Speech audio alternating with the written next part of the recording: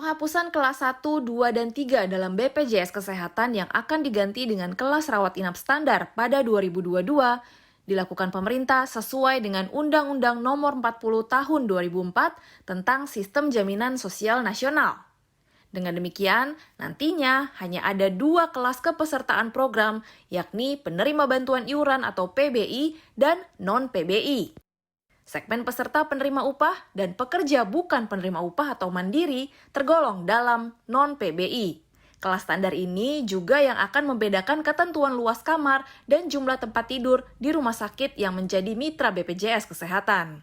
Selain untuk memperbaiki ekosistem JKN, Dewan Jaminan Sosial Nasional atau DJSN mengakui penerapan ini bertujuan meningkatkan kewajiban membayar iuran dari peserta bukan penerima upah, yang selama ini paling besar menunggak atau sebanyak 18,7 juta orang. Nah, tentu ini kita harapkan ketika ada kelas standar, kemudian kan tentu juga ada kebijakan lain yang harus kita dorong ya, agar kolektabilitas dari peserta PBPU ini bisa semakin meningkat.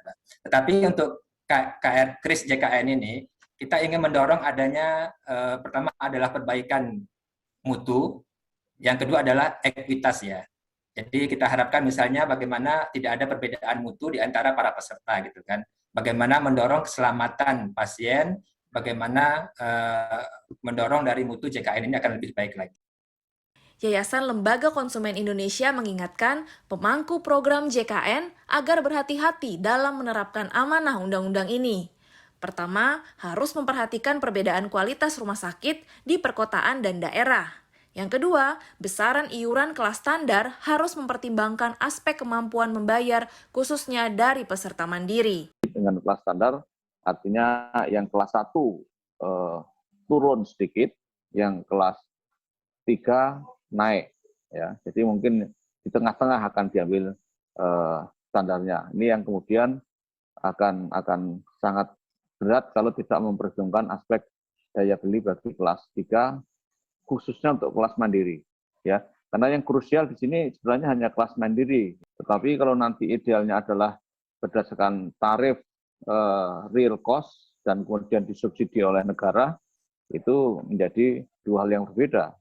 Kalau berdasarkan real cost, hitung-hitungan yang diusulkan oleh Kemenkes ataupun oleh BPID, itu tentu sangat dinamis, karena setiap tahun akan mengalami perubahan sesuai dengan inflasi, ya dolar, dan segala macam. Tapi kalau berdasarkan tarif yang dihitung jalan tengah, dalam arti kemudian nanti ada intervensi pemerintah, ya ada subsidi dan segala macam, ya tergantung keberanian pemerintah untuk menerapkan tarif berapa rupiah dengan kelas standar itu, plus berapa pemerintah punya uang untuk memberikan subsidi. DJSN masih menghitung tarif iuran yang ideal untuk kelas standar itu.